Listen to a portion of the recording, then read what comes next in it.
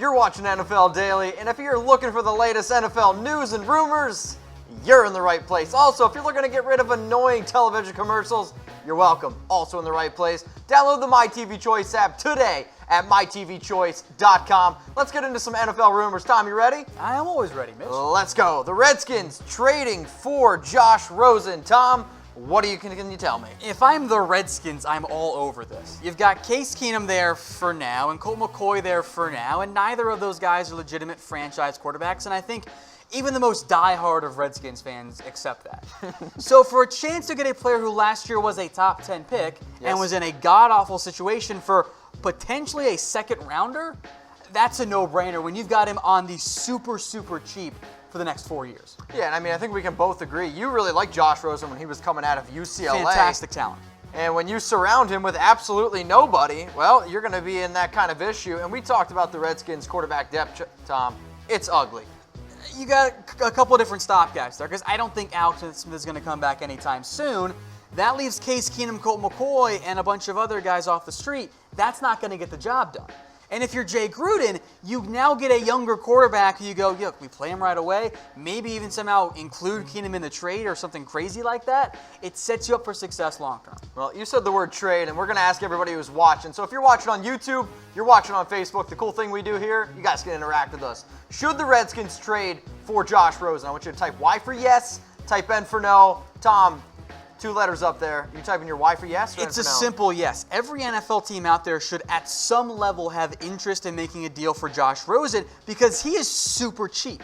He's not going to come expensive. He's going to count a little over $1.5 million this year in terms of cap space, and then it'll grow to like $4 million down the road, and of course that fifth-year option gets really expensive, but that gives you 3 years of below-average backup quarterback price tag because the Cardinals already paid out his signing bonus. That's like half his cap hit.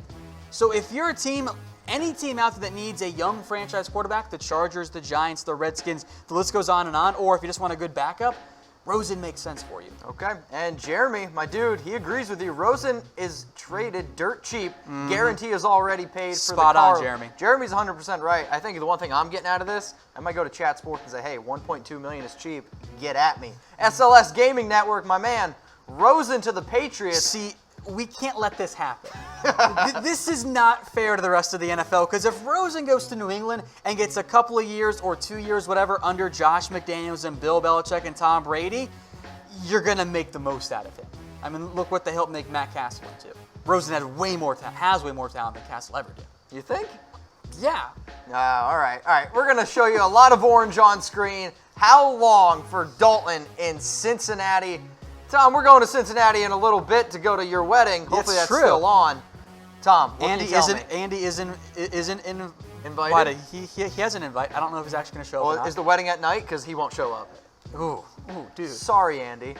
It's a little too soon. No, for the Bengals, I'm actually very curious what their draft looks like because they've got a partial new regime. Marvin Lewis is out, Zac Taylor's in head coach, but led by Duke Tobin, the front office is mostly still the same, and you saw them re-sign some of their own players. So I am very curious to see what happens at number 11. I think there is a chance. I don't know how high the chance actually is, but I do think there is a chance that a guy like Dwayne Haskins is on the board. I don't know if Drew Lock's going to be there, but I think Daniel Jones is going to be there. I think Will Grier could be there in round 1 or round 2 or round 3 later on. So if Zac Taylor does want his guy, maybe you do what the Chiefs did. Okay. You leave Dalton as a starter for a year, see if you can pump up his value and then trade him down the road, or just say, see you, goodbye, we're going to cut you instead. And then you move to your new guy after that. I think it's funny that you mentioned Daniel Jones. I can already see the headline in Cincinnati. Cincinnati man kills himself before wedding if the Bengals select Daniel Jones at 11. Now let's look at these top quarterback prospects that the Bengals could potentially be looking at. I would be absolutely shocked if Kyler Murray's there at 11. In fact, it's not going to happen. He won't be. But Dwayne Haskins, Drew Lock are 2 interesting names, and I've been hearing a lot in the rumor mill with Dwayne Haskins because it's an easy one, Ohio. Tom, if Dwayne Haskins or Drew Lock are both there, you're nudging the Bengals. Who would you rather take? I'm saying Haskins pretty easily. Now, I don't think he necessarily has the same ceiling as Drew Lock, but the floor is much, much higher. And the ceiling's not that far behind there. And the ceiling is the roof, as producer Brett wants me to say right now. Fair enough. All right, let's go to Rick Rock. Good name. First off, get a picture. What would it take for Cincy to trade A.J. Green? Why would it take? He means what? Are you sure? Pretty sure that Rick that's Rock what doesn't even have a picture at this point, so I have no idea. Fair. I think in particular, they would need a high draft pick. And I think for the Bengals, we want to say, it comes down to just building the best team you can short term and long term. But for Mike Brown and that organization, if you trade A.J. Green away, that is your most recognizable star in Cincinnati. You move him, you say to everybody, you know what? We're not trying to win games right now. And that's okay. But fans are not going to show up. Look, the Reds have enough time selling out their stadium. The Bengals have had issues in the past too. You do that, people are not going to show up to the game. So unless you get a super high draft pick, which I honestly don't know if you would, I don't think it makes sense. I think it's far more likely that the Bengals extend A.J. Green than they trade him away. All right, so without A.J. Green, how many games would they win? They'd win like 3 or 4. Well, you can bet on how many games the Bengals would win at BetDSI, the internet's #1 sportsbook. Use our promo code LIVE120 for a 120% deposit bonus. The graphic there you were showing got a little messed up because he was already going to BetDSI. He couldn't wait to put down a promo deal. Chatsports.com/bet. Tom, if I give you $50, homie, how much you getting for free? 60 for free. You could spend it all on NFL draft prop bets and win big money. It's perfect. Just like Tom. And he won our March Madness thing here at Chat Sports. Yeah, Congrats, I did. Tom. All right, let's go to the Giants. And are they interested in Ed Oliver? I think they should be. I am very intrigued to see how the Giants approach this draft as well, because I feel pretty good about the top 5 picks in some order with who it actually is. At 6, I'm not so sure. Is it going to be a quarterback? If Ed Oliver is there, I can't rule it out. I'd be a little bit surprised, but I know that Dave Gettleman loves defensive linemen. That was his MO at Carolina. He loved taking D linemen. The problem is the Giants run more of a 3-4 scheme. Okay. You already have B.J. Hill. You have Dalvin Thompson. Both of them played really well last year.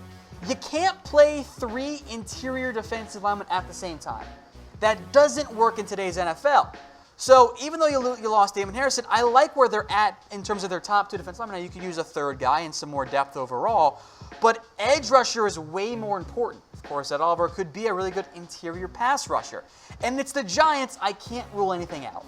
Hey, I totally hear you. Now, Ed Oliver's sitting there at 6. Imagine if Ed Oliver, the Giants took him. Do you think maybe they could look at this next guy at pick 17, Clelin Ferrell? I think Clelin Ferrell's an option for New York if they go offensive line or quarterback in round 1. I think that's where they would target instead. Now, the Giants desperately need pass rush help. Be it from the interior or on the outside. I prefer the outside because B.J. Hill was actually pretty damn good as a pass rusher last year. Dalvin Tomlinson's kind of more of your interior nose guard type there. So you do need one more defensive end, but in a 3-4 scheme, you need stand-up edge rushers. And the Giants don't have much. Yes, Marcus Golden has shown flashes in the past. Lorenzo Carter was a high 3rd-round pick. Kareem Martin's a nice backup, nice number 3. You don't have the guy that I trust to say, you know what, this is going to be even our 7-sack guy. You don't have that guy in your roster right now. Ferrell could be that. So I think if the Giants go quarterback at number 6 or offensive tackle at number 6, then edge in Ferrell makes sense. I think that 16 to low 20s range is about right for him as well. I think that makes a lot of sense. Before I bring up our next question here, and again, guys, use hashtag NFL to get on the show. Would you rather better value Ed Oliver at 6 or Clelin Ferrell at 17 for the Giants? For the Giants, I think it makes more sense for Ferrell because of the need at edge is greater than the need at defensive tackle. But in terms of overall player, Oliver's better. But I think the fit need makes more sense for Ferrell. All right, speaking of need, I got a need to bring up this question from Patrick. What about speed? I have no speed. Ever since I tore that ACL, I'm lucky to run under a 5. What's up, chat? Any chance the Giants will get my boy Kyler? Good job using hashtag NFL. I'd be pretty surprised because the way that Dave Gettleman grades, he values size at quarterback. I think it's a lot more likely that the Giants take Daniel Jones and then moving up into the top 5 at worst case for Kyler to get him. So I'd be real surprised. All right, you heard from Tom. Make sure you guys follow him at WhatGoingDowney. Make sure you guys follow me at Mitchell Renz 365. But he's the main guy for the NFL draft coverage. All right, DeAndre Baker to the Pittsburgh Steelers. Interesting rumor here. He visited the Steelers today. Tom, what are you going to tell me about DeAndre Baker? I like Baker. I think he could be one of those guys that slides out of round 1, and the general reaction is, wait, really? This guy slid out of round 1? The biggest thing for me, and I hammered this point home for the weeks leading up to the Combine. So you were hammered before the Combine. Yes, Got it. Baker was not going to run that fast, and he didn't. He ran a 4.52, which that's kind of more of the almost bottom third for corners. Now, it's not that bad. His play style is fine. He's still a good prospect in my eyes. He's still going to be in that top 50 pretty easily for me. But for Pittsburgh, who historically likes elite speed as well, great testing to go along with being a top-tier prospect, I have some doubts, but I would like this pick in particular. Pittsburgh needs cornerback help. Okay. In recent years, they've fallen in love with the freak athletes, guys like Tremaine Edmonds, or Terrell Edmonds, guys like Sean Davis as well. So from that perspective, I would much rather than take a talented player and less of a talented athlete. I think Baker, if there's a run on corners, that'd be a good pick for Pittsburgh. All right, I like it, Tom. Guys, now remember to use hashtag NFL to have your questions featured. We're about to get a whole bunch of questions rolling in. So before we get to your questions, we got a question here for you. Who's going to have more wins in 2019? The Lions, the Bills, or the Steelers? So type L for Lions, B for Bills, S for Steelers. You're typing in Lions, right, because you love them. L for love. Absolutely not. No, I'm typing in my S for suck that. I'm going to go with Pittsburgh as well, but I think the Bills are a decent dark horse there. Dark horse. Steelers, we want to know from you. Make sure you guys comment below.